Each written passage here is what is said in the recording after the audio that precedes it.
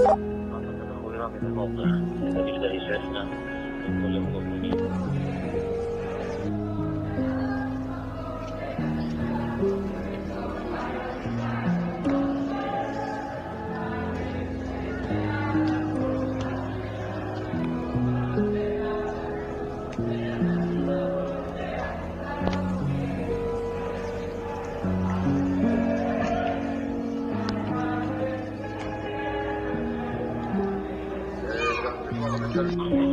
أعوذ بالله.